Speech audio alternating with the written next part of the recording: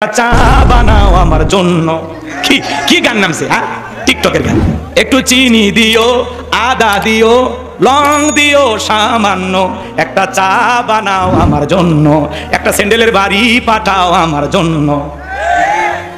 হাইরে জামানা নামছে। একজন আবার শিল চিনেন আপনারা? শিল কি কয় চাচা? ভর্তা করে দিলে দেন পাটা, এই যে লম্বা, যেটা লম্বা ওইটার নাম নড়া বলে। আমাদের গাইবান্ধা ওইটাকে বলে শিল। শিল তো শোনেন, ওইটা কি করছে? সুতিয়াতে বান্ধিছে একজন, সুতিয়াতে বান্ধে এরকম ওপর থেকে তুলে দিচ্ছে আর ছাড়ে দিচ্ছে, আর ভর্তা বানাচ্ছে আর গান গাচ্ছে, কয় একটু ভর্তা বানাচ্ছি তোমার জন্য। হাইরে জামানা।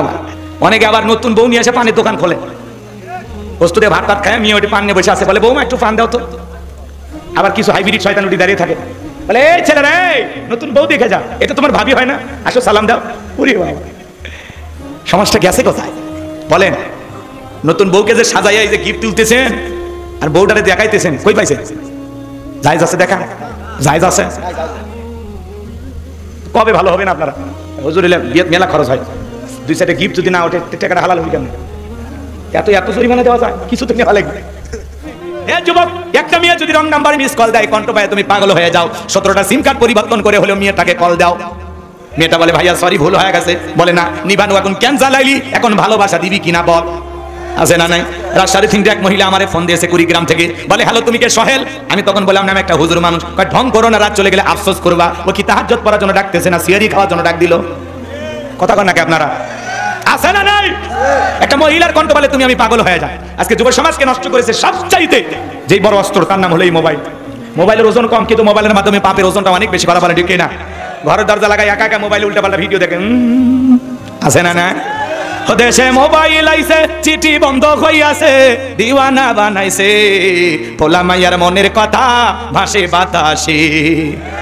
ও দেখো পোলা পানের মন বাদা ফেসবুকে এখন, ও দেখো পোলা পানের মন বাদা ফেসবুকে এখন, মোবাইলে চ্যাটিং কইরা কাটায় সারাক্ষণ। এই মোবাইল পাইয়া দেখো মদনের মাইয়া কি কাণ্ড ঘটাইছে, স্বামীর সংসার রাইখা নাকি পলাইয়া গেছে সে, যে স্বামীর সন্তান রাইখা নাকি পলাইয়া গেছে। কথা ঠিক কিনা? 2 বাচ্চার মা, 4 বাচ্চার মা পরকীয়া প্রেম করে আরেকটা ছেলের হাত ধরে পালিয়ে যায়। যে নারী স্বামী রেখে সন্তান রেখে আরেকটা পরপুরুষের হাত ধরে পালিয়ে যেতে পারে, ওটা নারী না, ওটা নারী জাতির কলঙ্ক, কলঙ্ক, পাঠানি, ডাইনি, কান্নাগিনি, বিশ্বাসঘাতক নারী। ও মা, ও বোন, কেমনে পারলা মা? কেমনে পারো তুমি স্বামী রেখে সন্তান রেখে আরেকটা পুরুষের হাত ধরতে? কেমনে পারো? কেমনে পারো? এই কথা কয় না কেন? ভাগ করেন। বাড়ি বরিশাল, চলে আসছে নওগাঁ ইকোটারা, বলতেছে এই গ্রামের বলটু করছে কাম সারা। কি করছে? বলে আমাকে মোবাইলে প্রেম করেছে। আর কি করেছে? বলে আমরা স্বামী স্ত্রীর মতো হোটেলে ছিলাম। আর কি করছে আমি বলবো না, বুঝে না। তখন কি বলে? বলটু যদি বিয়ে করে ভালো, না হলে আমি আত্মহত্যা করে মারা যাবো। এই ধরনের নারী তো মরে যাওয়াই উচিত। বিবাহের দাবিতে ছেলেদের বাড়িতে এসে অনশন ধর্মঘাট করে। কথা কোন? মাঝে মাঝে মিডিয়াতে নিউজ প্রচার হয়, দেন না? দেখেন না? ক্লাস 9-এর ছাত্রী শিক্ষকের বাড়ি গেছে। কি হয়েছে মা? বলে আমার শিক্ষক। কি করেছে? আমি বলবো না। তো কি হয়েছে? বলে আমার পেটে 3 মাস। আছে না? শিক্ষককে ফোন দেওয়া, কি হয়েছে? বলে না, ওই সময় আমার ছাত্রী এনজয় করছে, আমি এনজয় করছি। নাউজুবিল্লাহ, কালকে কইন। এই সমাজ এতটা নিচে চলে গেছে, এতটা নিচে চলে গেছে। একটা নারী যদি ছেলের বাড়িতে আসে বিবাহের দাবিতে, তাহলে বলেন এর চাইতে বড় লজ্জার কিছু হতে পারে? আর ছেলে সুযোগ বুঝে বাড়িতে, প্রত্যেকটা মিডিয়াতে যে নিউজগুলো আছে প্রত্যেকটা দেখি তালা মেরে গেছে। আর সুযোগ পায় কখন? তালা মারার সুযোগ পায় কখন? রাগ করতেছেন আপনারা? আমি বলতে চাই ভাই, কোন ছেলে কি মেয়ের বাড়ি যা বলে আমাকে বিয়ে করো, তোমরা আসো কেন? এই নারী, তোমরা আসো কেন? এজন্য মা, নিজেকে এত সস্তা বানায় না। নিজের ভিতরে যে কভা, পর্দা ঠিক রাখো। আল্লাহর বিধানকে বৃদ্ধাঙ্গুলি দেখায় না। নিজের সম্মান মর্যাদা ঠিক যদি রাখতে চাও, নিজেকে প্যাকেটের ভিতরে রাখো। আর সেই প্যাকেটের নাম কি? পর্দা। আল্লাহর ফরজ বিধান কি? পর্দা। ওয়াকরনা ফি বুয়ুতিকুন্না ওয়ালা তাবাররাজনা তাবাররুজাল জাহিলিয়াতিল উলা। নারীরা তোমরা ঘরের ভিতরে অবস্থান করো, খবরদার জাহিলিয়াতি যুগের মেয়েদের মতো নোংরা অশ্লীল পোশাক পরে নিজের দেহকে প্রদর্শন করো না। যে নারী বোরকা পরে, পর্দা করে, নামাজ পড়ে, কোরআন তিলাওয়াত করে, নামাজি, ওই নারীর পেট থেকে নামাজি সন্তানই জন্ম নেবে। কথা কোন ঠিক? ক্ষেত ভালো তো ফসল ভালো, মা ভালো তো সন্তান ভালো। আমাকে একটা শিক্ষিত মা দাও, আমি একটা শিক্ষিত জাতি উপহার দেবো। কথা বলে ঠিক? ও মা, নিজেকে এত সস্তা বানায় না মা। তোমাদের এই কাহিনীগুলো দেখলে কলিজাটায় অনেক কষ্ট লাগে। বিবাহের আগে কোনো ধরনের অবৈধ প্রেম ভালোবাসা করা যাবে? ছেলেদের শুধু যে মেয়েদের দোষ আছে তা না, ছেলেদের দোষ আছে। এক হাতে তালি বাজে। এই ছেলে, যুবক, তোমাদেরকে বলছি, একটা নারীর স্বামী আছে, সন্তান আছে, সেই নারী দিকে কেমনে নজর যায়? তোমার স্ত্রীর সাথে যদি কেউ পরকীয়া প্রেম করে মাইনা নিবা? তোমার মা বোনের সাথে কেউ পরকীয়া প্রেম করলে মানবা নাকি? তাহলে স্বামী আছে, সন্তান আছে, সেই নারী দিকে তোমার নজর যায়, তোমার রুচিতে সমস্যা। কত স্বামী পরিত্যক্তা নারী আছে, 2-3টা বাচ্চা সহ, জানা বিয়ে কর, আল্লাহ খুশি হবে, যাও এই বিয়ে করো যাও। কথা কয় না, অভাবগ্রস্ত গরিব অসহায় পরিবারে মেয়েটা যুবতী হয়ে বসে আছে, পিতামাতা বিবাহ দিতে পারতেছে না, জানা এই যুবক যাও বিয়ে করো, যাও বিয়ে করো, আল্লাহ খুশি হবে। এখানে যাবা না, একজন আছে ওখানে যা, আবার তুমিও লাইন দিচ্ছ। আল্লাহ যুবকদের হেদায়েত দান করুন, একটু জোরে কোন আমিন। ওদের সে টিকটক আসিয়া, টিকটক ভিডিও দেখেন না? টিকটক আর সমাজটা শেষ করে ফেলে। কথা কন নাকি আপনারা? ছোট ছোট বাচ্চারা টিকটক ভিডিও করে, মহিলা মানুষ টিকটক ভিডিও বানায়। আপনাদের এলাকার মহিলারা ভালো, যার বউ টিকটক করে তাই তো সেলিব্রিটি, ওই বইয়ের পা ধুয়ে পানি খাওয়া দরকার। কথা কন, আপনার বউ টিকটক ভিডিও করে, আপনার বউয়ের ছবি ফেসবুকে আছে, আপনি কি করেন? বউ কি পাবলিসিটি করার জিনিস না বউ পার্সোনাল জিনিস, একা দেখার জিনিস? কথা কন এই বইয়ের ভাগ কাউকে দেওয়া যায়? তাহলে তুমি তোমার বউকে প্রদর্শন করতেছো কেন? তুমি মোটরসাইকেল নিয়ে যাবা, ভালো কথা, এই পিছনে ডেকে সাজায় নিয়ে যাচ্ছে, ডেকে হুজুর বিয়ে করছি 7 দিন হলো, একলা ঘরের ভিতরে কত দেখি, ওই জন্য সাজে গুজে নিয়ে যাচ্ছি। এলাকার লোকের একটা হক আছে না? হ্যাঁ, অনেকে আবার নতুন বউ নিয়ে এসে পানের দোকান খোলে, বস্তুতে ভাত খায়, মেয়ে ওটি পান নিয়ে বসে আছে, বলে বৌমা একটু পান দাও তো। আবার কিছু হাইব্রিড শয়তান উঠি দাঁড়িয়ে থাকে, বলে এই ছেলেরা এই নতুন বউ দেখে যাও, এটা তোমার ভাবি হয় না, আসো সালাম দাও। ওরে ভাই, সমাজটা গেছে কোথায় বলেন? নতুন বউকে যে সাজাইয়া এই যে গিফট তুলতেছেন আর বউটারে দেখাইতেছেন, কই পাইছেন? জায়েজ আছে দেখা, জায়েজ আছে? কবে ভালো হবে না আপনারা? হুজুর বিয়ের মেলা খরচ হয়, 2 সাইডে গিফট যদি না ওঠে টাকাটা হালাল হবে কেমন? এত জরিমানা দেওয়া যায়, কিছু তো নেওয়া লাগবে। আমার ভাইয়েরা মন খারাপ করবেন না, লম্বা হবে, লম্বা করার সুযোগ নাই বাজান। এই টিকটক ভিডিও সমাজ শেষ করে দিয়েছে, কথা কোন ঠিক কিনা? ওদের সে টিকটক আসিয়া সব গেল ভাসিয়া, সিদ্দিক সোরা নায়ক হইছে আইডি খুলিয়া, হিরো আলম নায়ক হইছে আইডি খুলিয়া। এই মোবাইলে হাই কি জাদু আছে ভাই, পোলাপান বুঝাছে, পড়ালেখা তুইলা রাখছে সপ্তম আকাশে। কথা কয়, এখন খালি টিকটক নিয়ে ব্যস্ত। একটা চা বানাও আমার জন্য, কি গান নামছে? হ্যাঁ, টিকটকের গান। একটু চিনি দিও, আদা দিও, লং দিও সামান্য, একটা চা বানাও আমার জন্য, একটা স্যান্ডেলের বাড়ি পাঠাও আমার জন্য। হাই রে জামানা নামছে। একজন আবার শিল চিনেন আপনারা? শিল কি কয় চাচা? ভর্তা করে দিলে দেন পাঠাই, যে লম্বা, যেটা লম্বা ওইটার নাম নরা বলে। আমাদের গাইবান্ধা ওইটাকে বলে শিল। তো শোনেন, ওইটা কি করছে, সুতিয়াতে বান্ধিছে, একদম সুতিয়াতে বান্ধে এরকম ওপর থেকে তুলে দিচ্ছে আর ছাড়ে দিচ্ছে, আর ভর্তা বানাচ্ছে আর গান গাচ্ছে, কয় একটু ভর্তা বানাচ্ছি তোমার জন্য। হাই রে জামানা আমার। এই যে টিকটক দিয়া যুব সমাজের চরিত্র একেবারে নষ্ট করে দিচ্ছে, কথা ঠিক না? আল্লাহ যুবকদের হেদায়েত দান করুন, যারা বলুন আমি। তাহলে কেউ করছে একটু ভর্তা বানাও আমার জন্য, কেউ বলতেছে চা বানাও আমার জন্য। কি জামানা এসে বলছে? আর হিরো আলম কি করছিল তো শোনা যাবে না, বলে চ্যালেঞ্জ, মানে কেমনে যে কয় আর এগুলো, আমরা তো মাথা খেলতেছেন। আল্লাহ ওদেরকে হেদায়েত দান করুক, যারা বলেন আমি। ওয়াজ ছাড়লে মানুষ দেখে না, আর এলে টিকটক ভিডিও ভাইরাল হয়ে যাচ্ছে। কথা কন আমার ভাইয়েরা, আল্লাহ যেন আমাদের হেদায়েত দান করেন, জোরে বলুন আমিন। সামনের দিকে যাই বাজান। বিশ্বনবীর প্রিয় 2 জন মানুষ মাত্র 3 দিনের ব্যবধানে মারা গেলেন। নবীজির কাছের চাচা আবু তালিব মারা গেলেন, নবীজির প্রিয়তমা স্ত্রী আম্মা জানা খাদিজাতুল কুবরা রাদিয়াল্লাহু তাআলা আনহা মারা গেলেন।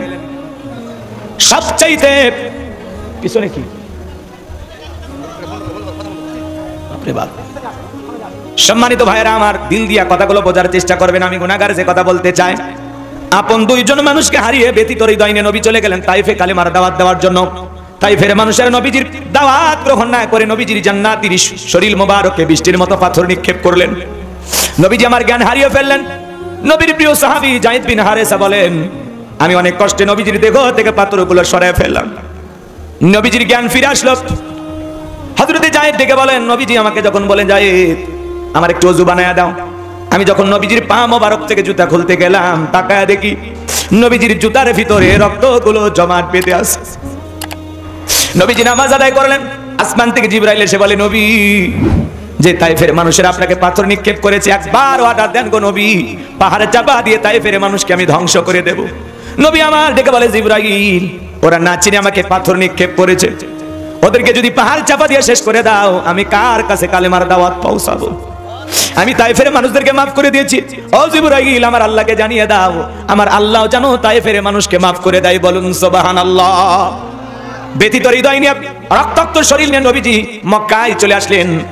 আসমান থেকে জিবরাইল আসে না, 19 দিন পর্যন্ত ওহী আসা বন্ধ।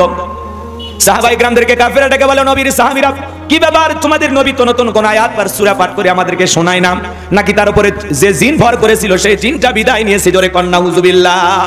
ডেকে বলেন, আমার ও নবীর সাহাবীরা, তোমাদের নবী তো নতুন কোন আয়াত বা সূরা পাঠ করে শোনায় না, নাকি তার আল্লাহ তাকে ভুলে গেছেন? জোরে কন্না নাউযুবিল্লাহ। ব্যথিত হৃদয় সাহাবায়ে কেরাম মনে মনে কষ্ট পায়, কিন্তু বিশ্বনবীর কাছে কেউ প্রকাশ করে না। 19 দিন পরে জিবরাইলের মাধ্যমে আল্লাহ তাআলা এই পাওয়ারফুল আয়াতে কারিমাগুলো নাজিল করলেন। চিৎকার মেরে বলুন আল্লাহু আকবার। আমার আল্লাহ রাব্বুল আলামিন জানিয়ে দিলেন, ইন্নাল্লাযীনা ক্বালু রাব্বুনাল্লাহ। আমার আল্লাহ রাব্বুল আলামিন বলেন, নিশ্চয় যারা বলে আমাদের রব আল্লাহ, সুম্মাস্তাকামু, এই কথার উপরে যারা ইস্তেকামাত অবিচল অটল থাকে, তাতানাজ্জালু আলাইহিমুল মালাইকা, আসমান থেকে তাদের উপরে ফেরেশতা নাজিল হয়। ফেরেশতা নাজিল হয় 3 সময়। ফেরেশতা এসে বলবে, আল্লাহ তাখাফু, ভয় পেও না, ওয়ালা তাহজানু, চিন্তা করো না, ওয়া আবশিরু বিল জান্নাতিল্লাতী কুনতুম তুআদুন, তোমাদেরকে যে জান্নাতের প্রতিশ্রুতি দেওয়া হয়েছে সেই জান্নাত পেয়ে তোমরা আনন্দিত হও। বলুন সুবহানাল্লাহ। দিল দিয়ে কথাগুলো বোঝার চেষ্টা করবেন। এটা হলো আয়াতের সরল অনুবাদ। এইবার মূল তাফসিরে চলে যায়। আল্লাহ রাব্বুল আলামিন বলেন, ইন্নাল্লাযীনা ক্বালু রাব্বুনাল্লাহ, নিশ্চয়ই যারা বলে আমাদের রব আল্লাহ, সুম্মাস্তাকামু, এই কথার উপরে যারা ইস্তেকামাত থাকে, আল্লাহ আমার রব, এই কথার উপরে যারা ইস্তেকামাত থাকে, দৃঢ় থাকে, মজবুত থাকে। সরেন, আপনাদের এলাকার রাস্তার দুই ধারে আপনারা গাছ লাগান না? মাঝে মাঝে যখন ঝড় তুফান আসে, আইলা, নারগিস, হুদহুদ, সনি, ফনি, মিগজাও, মিতিলি, ডানা, এই নানান ধরনের ঘূর্ণিঝড় যখন আসে, ঝড় তুফানে রাস্তার গাছগুলো ভেঙে রাস্তার উপরে পড়ে থাকে। কথা বলেন ঠিক কিনা? আবার কিছু গাছ মজবুত ভাবে শিকড় নিয়ে দাঁড়িয়ে থাকে। এর নাম হলো সুম্মাস্তাকামু, ইস্তেকামাত থাকা, অবিচল অটল থাকা, দৃঢ় থাকা, মজবুত থাকা। ঝড় তুফানে ভেঙে পড়া যাবে না। কথা বলেন না কেন? এই জন্য আপনি যখন বলবেন আল্লাহ আমার রব, এই কথার উপরে টিকে থাকতে হলে আপনার উপরে মামলা আসবে, হামলা আসবে, নির্যাতন আসবে, জেল জুলুম সহ্য করা লাগবে। মুসলমান হাসতে হাসতে ফাঁসির দড়িতে ঝুলবে। এরপরেও কখনো জালেমের কাছে মাথা নত করবে না। কথা বলেন ঠিক না? আল্লাহ আমার রব, এই কথার উপরে আপনাকে আমাকে টিকে থাকতে হবে। কথা কয় না কেন? মাঝে মাঝে ঘুম পারবেন না, একটু আমার দিকে কথার সাথে একটু তাল মিলাবেন। আমি করবো আওয়াজ, আপনারা দেবেন আওয়াজ, জবাব দিবেন ঠিক ঠিক, আলোচনা হবে কমপ্লিট। শ্রোতাদের স্পিড এবারে বক্তার হিট, আলোচনা হবে জায়গা মতো ফিট। আগে বলতাম কিছু আজ প্যান্ডেলে, কিছু আজ অ্যাঙ্গেলে, এখন আর অ্যাঙ্গেলে না, যা বলবো সব ডাইরেক্ট। অ্যাঙ্গেলে বলার দিন শেষ, ডাইরেক্ট বলার বাংলাদেশ। কথা বলে ঠিক না? রাগ করেন নাকি আপনারা? ভালো করে বোঝার চেষ্টা করবেন বাজান। আপনি যখন বলবেন আল্লাহ আমার রব, এই কথার উপরে টিকে থাকতে হলে মামলা, হামলা, নির্যাতন, জুলুম সহ্য করতে হবে। দেশ সারা করবে, ঘর সারা করবে, হাজারো নির্যাতন, জুলুম মুমিন সহ্য করবে, কিন্তু জালেমের কাছে কখনো মাথা নত করবে। আপনি কি মনে করেছেন জান্নাত মামুর বাড়ির ডাল গেলে একটা বউ খাইতে দেবে?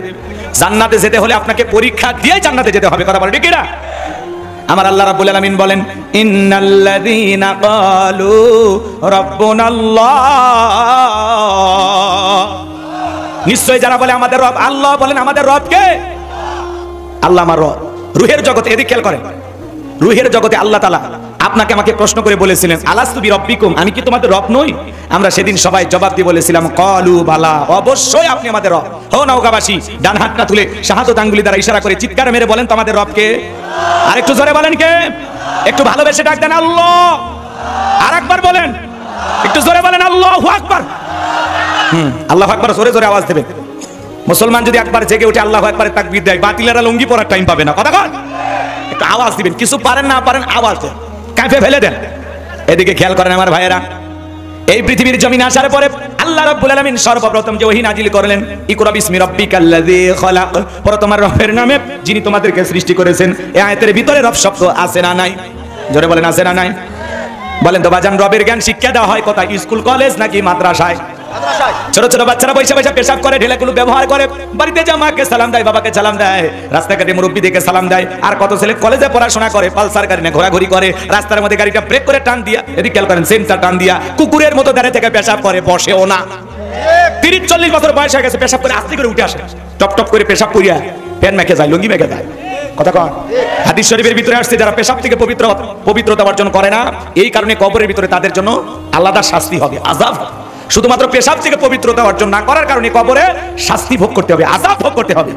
এই জন্য মুসলমান পেশাব করে পানি নিতে হবে, মাটি, টিস্যু যে কোনো একটা ব্যবহার করতে হবে। আপনি পেশাব করে আস্তে করে উঠে আসেন, একটু শরম করে না? আপনি না মুসলমান। সম্মানিত ভাইরা আমার, এজন্য সন্তানকে যদি মানুষের মতো মানুষ বানাতে চান, মাদ্রাসায় পড়ানো ছাড়া বিকল্প কোনো রাস্তা খোলা নাই। আগে কোরআন সুন্নাহর জ্ঞান দিয়ে সন্তানকে মানুষের মতো মানুষ বানাইতে হবে। কথা বলেন ঠিক না? পবিত্র কোরআনুল কারীমের 1 নম্বর সূরা সূরাতুল ফাতিহার 1 নম্বর আয়াত, জবান ছেড়ে সবাই বলুন আলহামদুলিল্লাহি রাব্বিল আলামিন। সমস্ত প্রশংসা, যাবতীয় প্রশংসার একমাত্র মালিক তিনি, সৃষ্টিকুলের রব, আমাদের প্রতিপালক, আমাদের আল্লাহ যিনি। এই আয়াতের ভিতরে রব শব্দ আছে না নাই? এরপরে আপনি আমি যখন রুকুতে চলে যাই কি তাসবিহ পাঠ করি? সুবহান রাব্বিয়াল আযীম, সুবহান রাব্বিয়াল আযীম। রুকু হতে দাঁড়ানোর সময় কি বলি? সামিআল্লাহু লিমান হামিদা, রব্বানা লাকাল হামদ। রব শব্দ আছে না নাই? এরপরে আপনি আমি যখন সিজদায় চলে যাই, মাথাটা নত করে কি তাসবিহ পাঠ করি? সুবহান রাব্বিয়াল আ'লা, সুবহান রাব্বিয়াল আ'লা। অনেকে খালি সুবহানাল্লাহ কয় না, সবই নেত কয় আল্লাহ ভালো। স্পষ্ট করে বলতে হবে সুবহান রাব্বিয়াল আ'লা, সুবহান রাব্বিয়াল আ'লা। নামাজের সালাম ফিরানোর পরে আমরা যারা দোয়া করি হাত তুলে কি বলি? রব্বানা আতিনা ফিদ দুনিয়া হাসানাতাও ওয়া ফিল আখিরাতি হাসানাতাও ওয়া কিনা আযাবান নার, ওয়া কিনা আযাবান নার। সূরা বাকারা 201 নম্বর আয়াত। আল্লাহ তাআলা ডেকে বলেন, আমরা আল্লাহর কাছে বললাম, হে আমাদের রব, আমাদেরকে দুনিয়ার কল্যাণ দান করো, আখিরাতের কল্যাণ দান করো, ওই কঠিন জাহান্নামের আগুন থেকে আমাদের মুক্তি দাও। ইহকাল পরকালের কল্যাণ দেওয়ার মালিক কে? জাহান্নামের আগুন থেকে বাঁচানোর মালিক কে? একটু শুরু করতে দেন, আটকাট বাজে নেই, সামনে গেলে মজা পাবেন, একটু অপেক্ষা করেন। লিখেছেন তাফসীরুল কোরআন মাহফিল, একটু আলোচনায় তাফসীর থাকা দরকার আছে না? খালি পোস্টারে লিখলেন কিন্তু বুঝলেন না, তাহলে তো হবে না। একটু ধৈর্য ধারণ করেন, আমি কি বুঝাইতে চাই সামনে গেলে মজা পাবেন।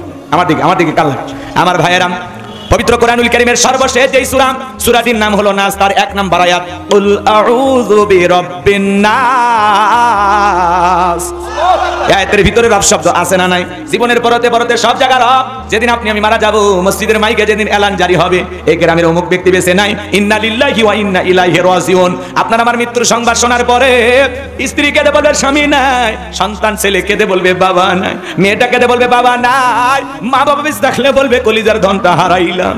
এবার যান আপনার দামি বিল্ডিং থেকে নামায়া চকির উপরে শোয়া দেখে রঙিন পোশাক কইলা বড়ই পাতার গরম পানি দিয়ে গোসল করায়া দেবে। ছোট্ট বাচ্চাগুলো হাউমাউ করে কাঁদে আর বলে, মা বাবা কতদিন গোসল খানায় গোসল করলো, আজকে কেন অন্য মানুষ বাবারে গোসল করায়া দেয়?